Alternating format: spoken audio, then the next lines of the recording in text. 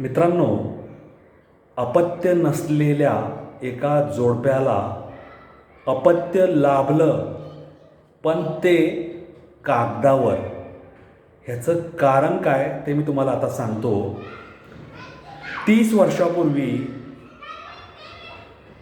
जे रुग्णालय असतं जिथं लहान मुलांचा जन्म होतो किंवा गरोदर मातांना तिथं दाखल केलं जातं, त्या रुग्णालयात बाळाचा जन्म, बाळाच्या मातापित्याचं नाव, बाळाचं जन्मावेळेचं वजन, बाळाचं आरोग्य याची जी नोंद केली जाते, तिथं एक क्लरिकल मिस्टेक किंवा एक क्लर्क जो असतो, क्लरिकल एंट्री, कारकून जी एंट्री करतो ती एंट्री चुकीची पडली. आणि त्या एंट्री करणाऱ्या व्यक्तीने जे नाव लिहिलं ते खरं तर त्या बाळाचे मातापिताच नव्हते. आणि ही जी डिस्क्रिपन्सी आहे किंवा ही जी घटना आहे ज्याच्यामध्ये विसंगती आहे, ती विसंगती सप्टेंबर 21, 2012 रोजी निदर्शनास आली. आणि हे जे जोडपं आहे ज्याला बाळच नव्हतं, त्यांनी क्लिअर कट सांगितलं की आम्हाला मूलबाळच नाही, त्यामुळे तुम्ही ज्या बाळाचा उल्लेख करताय ते बाळ आमचं नाही आहे. आणि 2012मध्ये जेव्हा ही घटना निदर्शनास आली तेव्हा ज्या बाळाचं मातापिता ते आहेत असं म्हणलं जात होतं, ते बाळ 30 वर्षाचं होतं. आणि ते बाळ म्हणजे तो मुलगा होता, त्या मुलाने 30 वर्षाच्या काही युवकाने ह्या लोकांच्या प्रॉपर्टीवर हक्क सांगितला की हे माझे मातापिता आहेत, ह्या मातापित्यांचा मी वारस आहे, कारण माझं जे जन्माचं रेकॉर्ड त्या रुग्णालयात आहे तिथे मातापिता म्हणून या दोघांच्या नावाची नोंद झालेली आहे. आता या लोकांनी ह्याच्याविरुद्ध पोलिसांकडे FIR नोंदवला आणि पोलिसांना सांगितलं की आम्हाला मूलबाळ नाही, आम्ही दोघं एकटेच आहोत.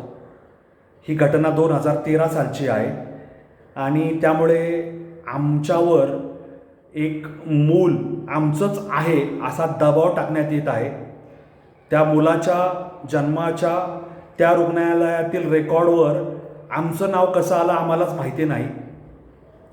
आणि आता सदर बाब लक्षात घेऊन ते लोक आमच्याकडे वाईट किंवा आमच्या संपत्तीवर वाईट नजर ठेवून आहेत आणि त्यांना त्याच्यावर प्रॉपर्टीवर कब्जा मिळवायचा आहे. ते लोक आमचं वारस आहे असं सांगतायत.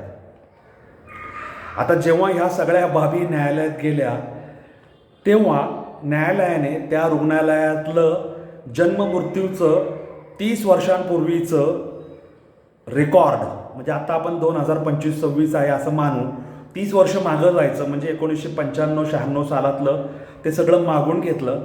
आणि कोर्टाच्या निदर्शनास आलं की तिथं जो बाळाचे मातापिता नाव असं जो एक रकाना आहे, त्या रकानात ह्या जोडप्याचं नाव नमूद केलेलं आहे.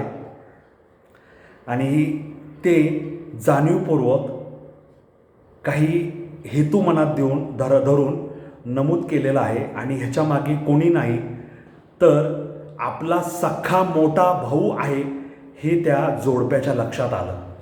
म्हणजे जोडप्याने न्यायालयात याचिका दाखल केल्यानंतर न्यायालयाच्या निदर्शनास ह्या सगळ्या बाबी आल्या आणि न्यायालयाने हे नमूद केलं की इथलं जे रेकॉर्ड आहे त्या रेकॉर्डमध्ये काहीतरी क्लरिकल एंट्री चुकीची झालेली आहे.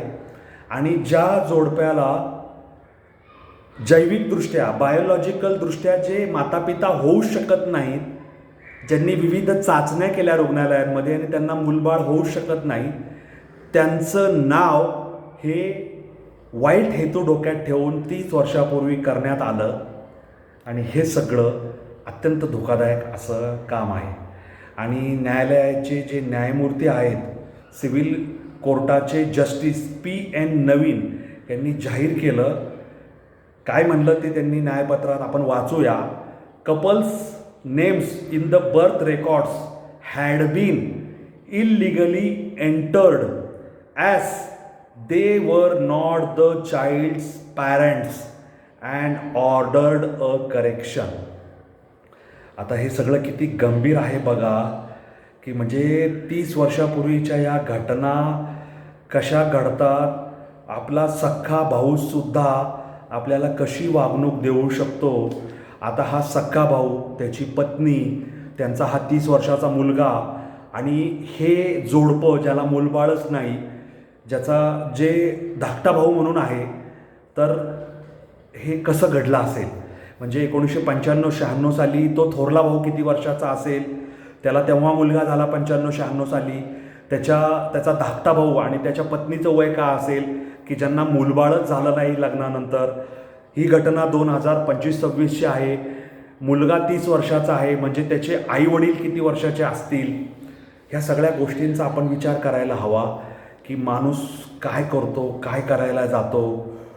ज्या जोडप्याला मूलबाळच नाही त्यांच्या वर एका जबरदस्ती मुलाचा जन्माचं पितृत्व मातृत्व लादायचं, त्यांची संपत्ती बळकवायचा प्रयत्न करायचा. आणि माध्यम याला काय म्हणतात की वांझोट्या असलेल्या जोडप्याला अपत्यप्राप्ती, पण ती कागदोपत्री, आणि ती कागदोपत्री ती जी कागदच आहे ती चुकीची आहेत, ती बनावट आहेत. ती जबरदस्ती करून पैसे चारून त्या क्लार्कला काहीतरी देऊन तिथं दुसऱ्याच जोडप्याच्या मातापित्यांचं नाव नमूद करण्यात आलं. तर ह्या सगळ्या घटना अत्यंत धोकादायक आहेत. ही घटना गुजरात राज्यातील अहमदाबादची आहे आणि ह्याच्यामध्ये कुणाचंही नाव नमूद नाही, फक्त न्यायालयाचे न्यायमूर्तीचं नाव नमूद आहे. या जोडप्याला 2012-13 ते 2025 12-13 वर्ष कोर्टाचे हेलपाटे मारावे लागले. आपण एका मुलाचे मातापिता नाही, जरी त्याच्या बर्थ रेकॉर्डवर त्यांचं नाव नमूद असलं तरी आम्ही जैविकदृष्ट्या मातापिता होऊ शकत नाही, हे त्यांनी न्यायालयाला पटवून दिलं. न्यायालयात सिद्ध केलं, आपल्या मेडिकल रेकॉर्डची कागदपत्र दिली आणि ह्या सगळ्या प्रकरणातून लक्षात आलं की ह्याच्या सगळ्या कारस्थानामागे आपला मोठा भाऊच आहे. आता त्यांनी कधी ते नावं तसं नोंदवली, काय केली, कोणाला हाताशी धरलं, हे सगळं शोधून काढायचं काम पोलिसांचं, प्रायव्हेट डिटेक्टिव्हचं आहे. परंतु समाजात अशा घटना घडत राहतात.